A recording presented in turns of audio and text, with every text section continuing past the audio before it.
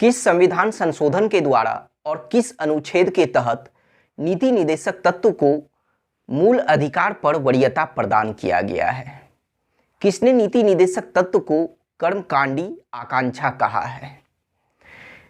किस वाद में सर्वोच्च न्यायालय ने यह कहा है कि भाग 3 एवं भाग 4 के मध्य संतुलन संविधान का आधारभूत ढांचा है?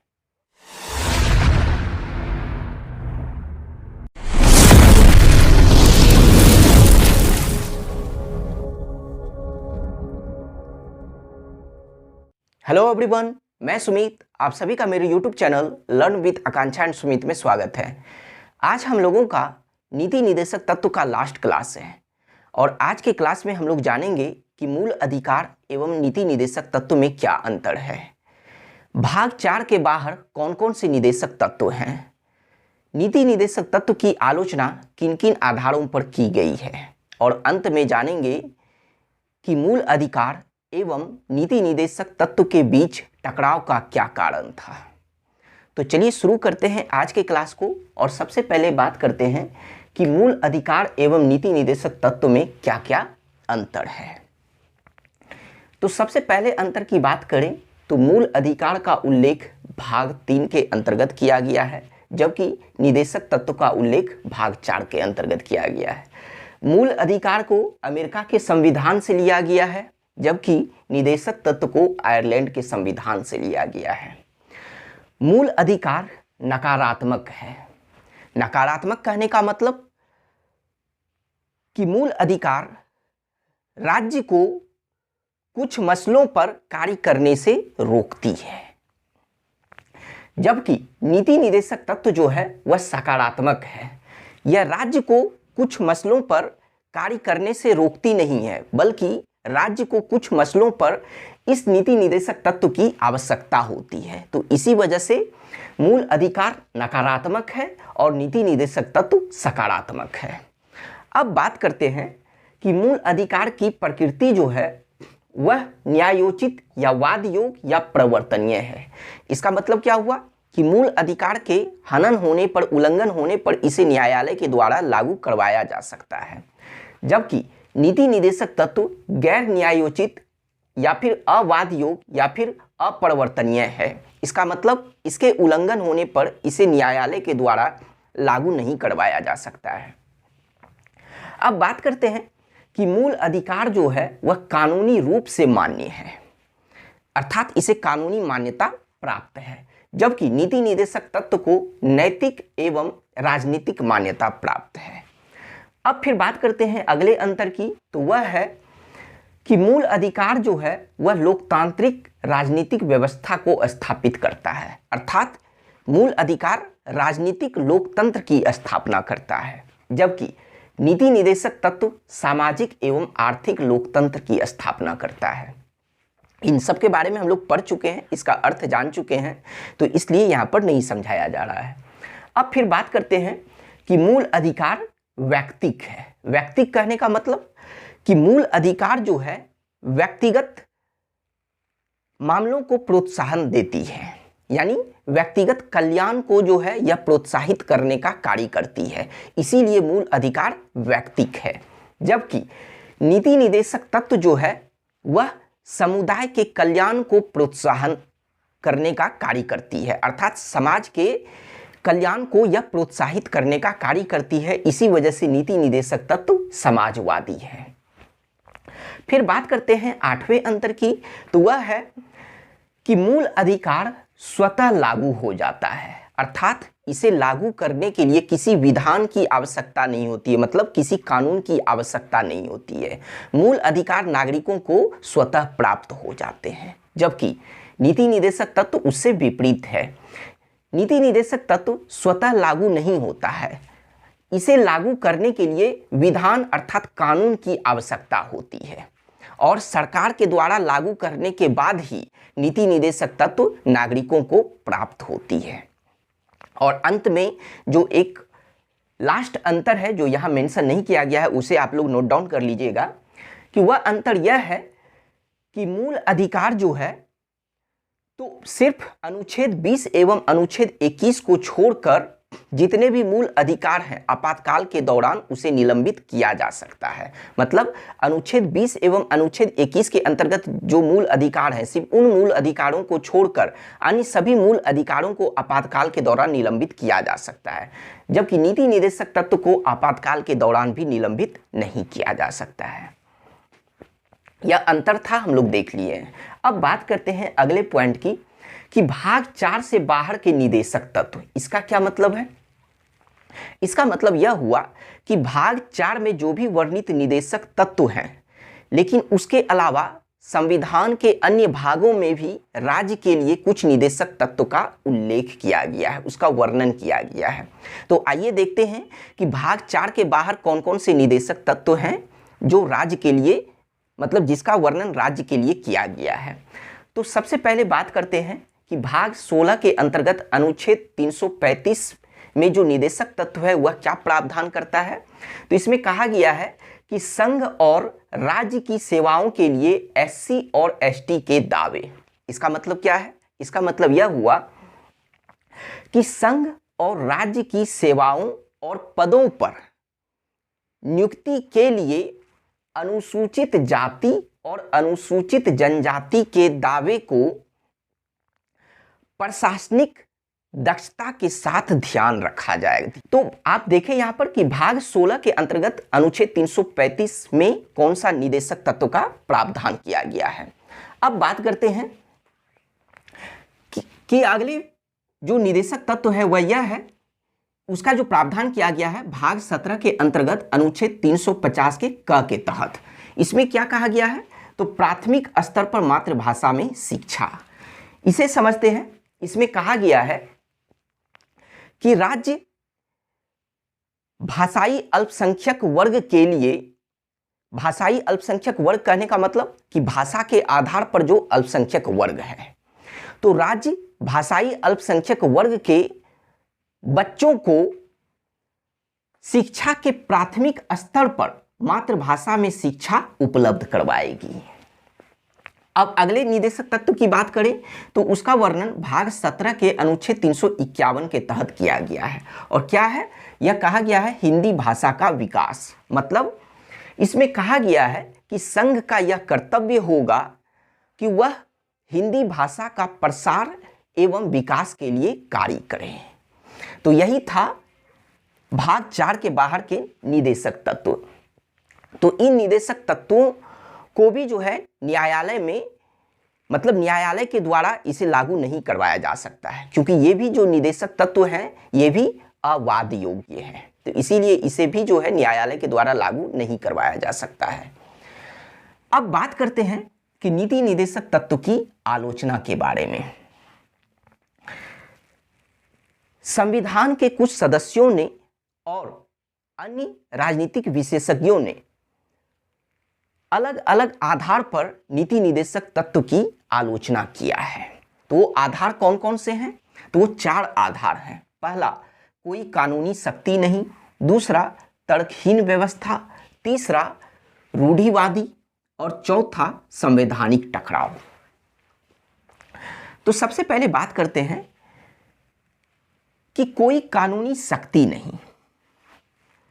मतलब राजनीतिक विशेषज्ञों ने जो नीति निदेशक तत्व की जो आलोचना किया है कि कोई कानूनी शक्ति नहीं है इसके पास। क्यों?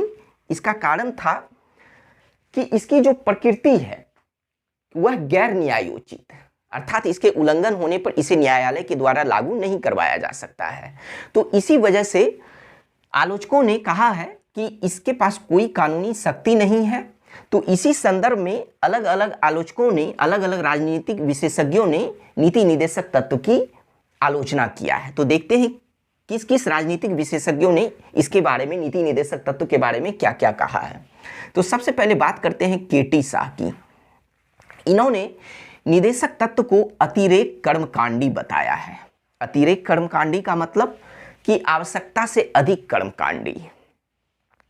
फिर केटी शाह ने ही निदेशक तत्व के बारे में कहा है कि यह एक ऐसा चेक है जो बैंक की सुविधा अनुसार अदा किया जाता है। इसका मतलब क्या हुआ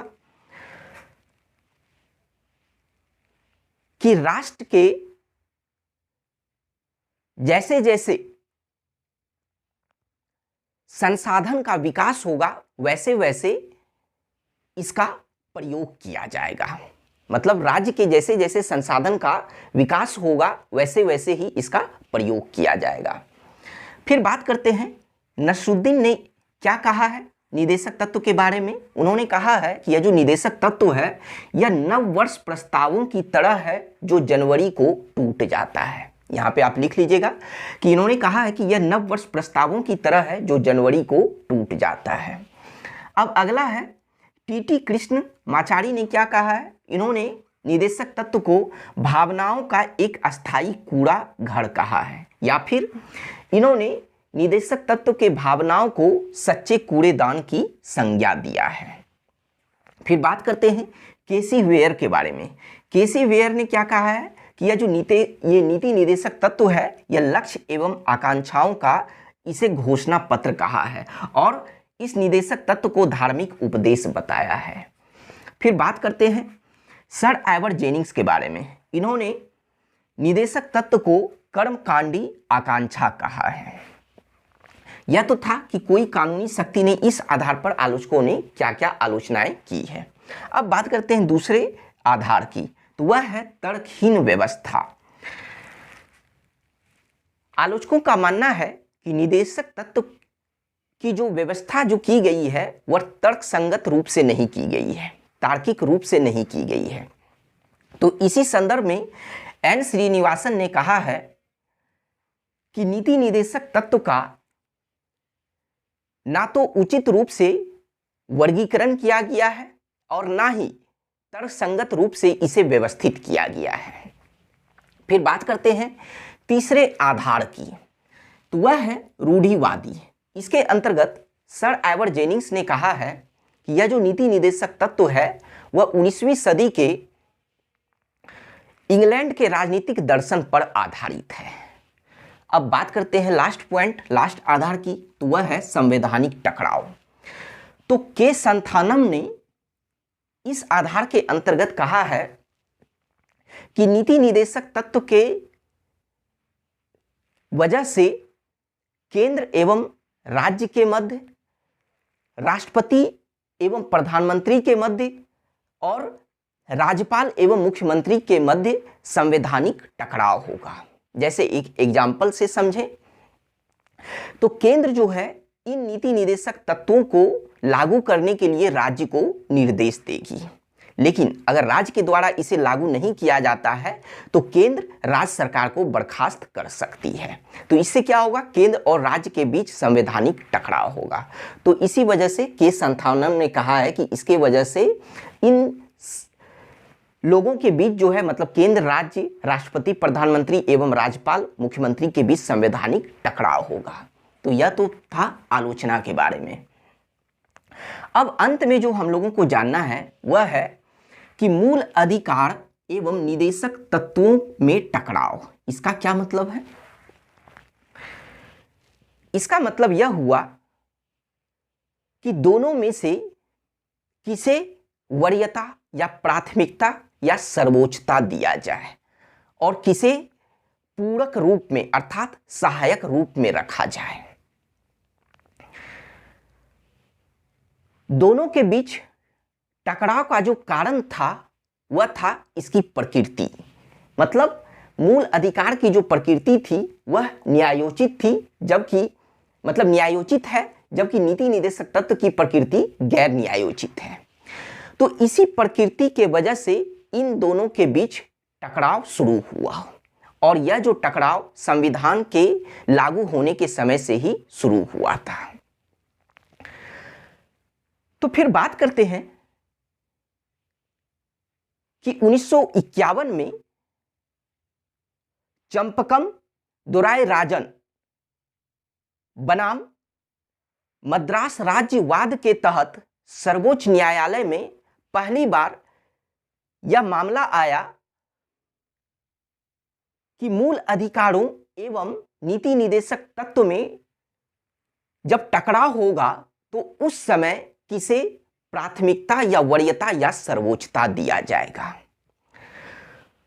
तो उस वाद में यानी 1951 के वाद में सर्वोच्च न्यायालय ने फैसला सुनाया कि अगर दोनों के बीच जब टकराव होगा तो उस समय मूल अधिकार को प्राथमिकता दिया जाएगा, मूल अधिकार को वरीयता या सर्वोच्चता दिया जाएगा, जबकि नीति निदेशक तत्व को मूल अधिकार के पूरक अर्थात उसके सहायक रूप में उसे लागू किया जाएगा, उसे प्रभावी बनाया जाएगा।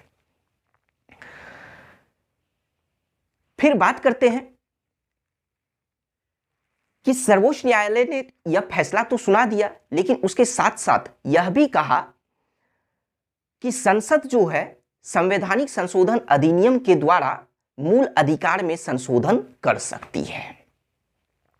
तो इसी के फलस्वरूप संसद ने पहला, चौथा एवं 17वां संविधान संशोधन अधिनियम के द्वारा मूल अधिकार में संशोधन करके कुछ नीति निदेशक तत्व को लागू किया। लेकिन उसके बाद 1967 में गोलकनाथ बनाम पंजाब राज्य वाद में सर्वोच्च न्यायालय को जो फैसला आया, तो उस फैसले ने मूल अधिकार एवं निदेशक तत्व में जो टकराव का जो मुद्दा था, तो इसमें बहुत बड़ा परिवर्तन देखने को मिला। तो आइए इस परिवर्तन को समझते हैं। तो क्या था कि 1967 में गोलकनाथ बनाम पंजाब राज्य वाद में सर्वोच्च न्यायालय ने यह फैसला सुनाया कि संसद नीति निदेशक तत्व को लागू करने के लिए मूल अधिकार में परिवर्तन नहीं कर सकती, मूल अधिकार में संशोधन नहीं कर सकती है। तो सर्वोच्च न्यायालय के इस फैसले से संसद को काफी गुस्सा आया। तो संसद ने सर्वोच्च न्यायालय के उस फैसले के प्रतिक्रिया के रूप में 1971 में 24वां एवं 25वां संविधान संशोधन किया, और 24वां संविधान संशोधन में यह घोषणा किया गया कि संसद संवैधानिक संशोधन अधिनियम के द्वारा मूल अधिकार को समाप्त या उसे कम कर सकती है, जबकि 25वां संविधान संशोधन अधिनियम के द्वारा संविधान में अनुच्छेद 31 के ग को जोड़ा गया, या फिर हम कहें कि अनुच्छेद 31 के सी को जोड़ा गया। किस संविधान संशोधन के द्वारा? तो वह 25वां संविधान संशोधन 1971 के द्वारा। और इस संशोधन के द्वारा जब अनुच्छेद 31 के ग को जोड़ा गया, तो इस अनुच्छेद के तहत दो तरह का प्रावधान संसद ने किया। तो वह दो प्रावधान कौन कौन सा है? तो आइए सबसे पहले प्रावधान की बात करें। तो पहला प्रावधान जो था वह यह था कि अनुच्छेद 39 का बी एवं अनुच्छेद 39 के सी में वर्णित जो निदेशक तत्व है, अनुच्छेद 39 का बी कहने का मतलब अनुच्छेद 39 का ख, और अनुच्छेद 39 का सी का मतलब अनुच्छेद 39 का ग। तो इन दोनों अनुच्छेद में वर्णित जो भी निदेशक तत्व हैं, उसे अनुच्छेद 14 एवं अनुच्छेद 19 में वर्णित मूल अधिकारों पर प्राथमिकता प्रदान कर दिया, मतलब पहले प्रावधान के तहत। तो इसका मतलब क्या हुआ? इसका मतलब यह हुआ कि अनुच्छेद 39 के बी एवं अनुच्छेद 39 के सी में वर्णित जो भी निदेशक तत्व है, तो उस निदेशक तत्व को लागू करने के लिए जो भी विधि बनाई जाएगी, उसे प्रभावी करने के लिए जो भी कानून बनाई जाएगी, तो उस कानून को, उस विधि को अनुच्छेद इस आधार पर अवैध घोषित नहीं किया जा सकता है कि वह अनुच्छेद 14 एवं अनुच्छेद 19 में वर्णित मूल अधिकारों का उल्लंघन करती है। इस आधार पर उसे अवैध घोषित नहीं किया जा सकता है। तो इसका मतलब क्या हुआ कि अनुच्छेद 39 के बी एवं सी में जो वर्णित निदेशक तत्व है, उसको मूल अधिकार, कौन से मूल अधिकार? तो अनुच्छेद 14 एवं अनुच्छेद 19 में वर्णित जो मूल अधिकार है, उस पर प्राथमिकता प्रदान किया गया, वरीयता या सर्वोच्चता प्रदान किया गया। फिर बात करते हैं दूसरे प्रावधान के बारे में। अनुच्छेद 31 के ग में दो तरह का प्रावधान किया गया था इस 25वें संविधान संशोधन अधिनियम के द्वारा। तो दूसरा जो प्रावधान था वह यह था कि अनुच्छेद 39 के बी एवं सी में जो भी वर्णित निदेशक तत्व है, इसके लिए जो कानून बनाया जाएगा, तो उस कानून को न्यायालय में चुनौती नहीं दिया जा सकता है। पहला पॉइंट क्या था कि उसे इस आधार पर अवैध घोषित नहीं किया जा सकता है, लेकिन दूसरा पॉइंट क्या था कि उसे इस आधार पर कि वह मौलिक अधिकार का उल्लंघन करती है तो उसे उस आधार पर न्यायालय में चुनौती नहीं दिया जा सकता है, अर्थात उसकी न्यायिक समीक्षा भी नहीं की जा सकती है। ठीक है, बात को समझिएगा। लेकिन फिर क्या था कि 1973 में केशवानंद भारती बनाम केरल राज्यवाद में सर्वोच्च न्यायालय ने अनुच्छेद 31 के ग के पहले प्रावधान को संवैधानिक घोषित कर दिया। मतलब पहला प्रावधान जो यहां लिखा गया है, अर्थात उसने 25वां संविधान संशोधन को के पहले प्रावधान को जो है वह संवैधानिक घोषित कर दिया। अर्थात यह जो यहां पर लिखा गया है अनुच्छेद 31 के ग के तहत, तो इसे संवैधानिक घोषित कर दिया। लेकिन इसी के अंतर्गत जो दूसरा प्रावधान था उसे इस वाद में वो संवैधानिक घोषित कर दिया। कौन सा जो दूसरा प्रावधान था? वह था कि उसे न्यायालय में चुनौती नहीं दिया जा सकता, अर्थात उसकी न्यायिक समीक्षा नहीं की जा सकती है। लेकिन उस दूसरे प्रावधान को केशवानंद भारती वाद में सर्वोच्च न्यायालय ने वो संवैधानिक घोषित कर दिया। और उसका कारण क्या बताया? उसका कारण उन्होंने बताया कि न्यायिक समीक्षा जो है वह संविधान की मूल विशेषता है, इसी वजह से उसे छीना नहीं जा सकता है। तो इसी आधार पर केशवानंद भारती वाद में अनुच्छेद 31 के ग के तहत जो दूसरा प्रावधान था उसे असंवैधानिक घोषित कर दिया, लेकिन इस पहले प्रावधान को संवैधानिक घोषित किया गया। तो अब आगे बढ़ने से पहले यहाँ प्रश्न को समझ लेते हैं कि अगर आपसे पूछा जाए कि किस संवैधानिक संशोधन के द्वारा नीति निदेशक तत्व को मूल अधिकार पर वरीयता प्रदान किया गया, तो वह होगा 25वां संविधान संशोधन। लेकिन सभी निदेशक तत्व को नहीं, सिर्फ 39 के बी एवं 39 के सी में जो वर्णित निदेशक तत्व है सिर्फ उन्हें ही वरीयता प्रदान किया गया। फिर आपसे पूछा जाएगा कि निदेशक तत्व को मूल अधिकार पर जो वरीयता प्रदान किया गया वह किस अनुच्छेद के तहत?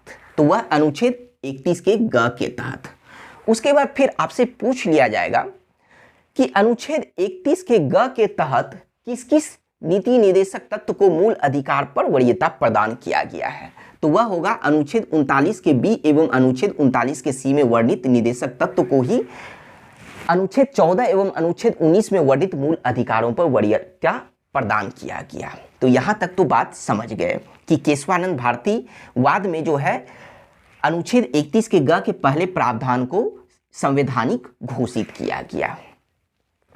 और फिर आगे चलकर क्या हुआ कि संसद ने 42वां संविधान संशोधन 1976 के द्वारा अनुच्छेद 31 के ग में संशोधन किया। और संशोधन करके उसने क्या किया कि जितने भी निदेशक तत्व हैं उन सभी निदेशक तत्वों को मूल अधिकार पर वरीयता प्रदान कर दिया, मूल अधिकार पर प्राथमिकता प्रदान कर दिया, जितने भी निदेशक तत्व हैं।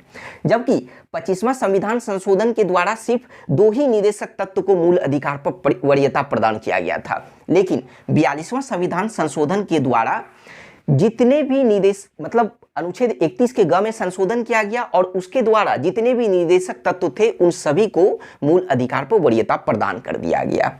लेकिन फिर क्या हुआ कि 1980 में मिनर्वा मिल्स बनाम भारत संघवाद में सर्वोच्च न्यायालय ने 42वां संविधान संशोधन के द्वारा अनुच्छेद 31 के ग में जो संशोधन किया गया था तो उस संशोधन को वो संवैधानिक घोषित कर दिया। वो संवैधानिक घोषित कर दिया मतलब कि यह जो सभी निदेशक तत्व को जो मूल अधिकार पर प्राथमिकता प्रदान करने वाला जो संवैधानिक संशोधन किया गया था तो उसे वो संवैधानिक घोषित कर दिया। और इसके पीछे जो है सर्वोच्च न्यायालय ने कारण क्या बताया? तो वह कारण यह था कि ऐसा करने से संविधान की मूलभूत ढांचा या आधारभूत ढांचा नष्ट होती है। यह कैसे? तो इसे हम लोग समझते हैं। इसी वाद में सर्वोच्च न्यायालय ने कहा कि मूल अधिकार एवं निदेशक तत्व एक दूसरे के पूरक हैं, अर्थात एक दूसरे के सहायक हैं। इस वाद में सर्वोच्च न्यायालय ने कहा कि निदेशक तत्व एवं मूल अधिकार एक ही रथ के 2 पहिए हैं, अर्थात एक दूसरे के पूरक हैं, सहयोगी हैं, सहायक हैं। और फिर इसी वाद में सर्वोच्च न्यायालय ने कहा कि भाग 3 तथा भाग 4 के मध्य सामंजस्य तथा संतुलन संविधान का आधारभूत ढांचा है, मूलभूत ढांचा है। तो इसी वजह से निदेशक तत्व एवं मूल अधिकार को एक दूसरे पर लादने से क्या होगा, लादने का मतलब कि एक दूसरे पर अगर हम यह करते रहें कि किसको प्राथमिकता देना है, तो ऐसा करने से संविधान का आधारभूत या मूलभूत ढांचा नष्ट होगा। तो इसी वजह से मिनर्वा मिल्स वाद में जो है सर्वोच्च न्यायालय ने अनुच्छेद 31 के ग में जो संशोधन किया गया था उसे असंवैधानिक घोषित कर दिया। तो इस तरह से अगर वर्तमान स्थिति की बात करें तो मूल अधिकार को ही जो है वह कहने का मतलब कि निदेशक तत्व पर प्राथमिकता प्रदान किया गया है, लेकिन इसका मतलब यह नहीं है कि निदेशक तत्व को लागू नहीं किया जा सकता है। कहने का मतलब कि अगर संसद चाहे तो निदेशक तत्व को लागू करने के लिए मूल अधिकार में संशोधन कर सकती है, सिर्फ संविधान की मूलभूत ढांचा का उल्लंघन नहीं होना चाहिए, वह नष्ट नहीं होना चाहिए। अब बात करते हैं अंत में कि 2007 में एक वाद आया था, वह था अशोक स्मोकलेस कोल इंडिया प्राइवेट लिमिटेड बनाम भारत संघ वाद। इस वाद में सर्वोच्च न्यायालय ने कहा कि यह जो निदेशक तत्व है, तो यह निदेशक तत्व मूल अधिकारों एवं संवैधानिक अधिकारों के निर्वचन अर्थात व्याख्या करने में मार्गदर्शन का कार्य करती है। तो यह किस वाद में कहा गया, तो अशोक स्मोकलेस वाद 2007 में कहा गया। तो इस तरह से आज हम लोगों का नीति निदेशक तत्व समाप्त हुआ। Thank you.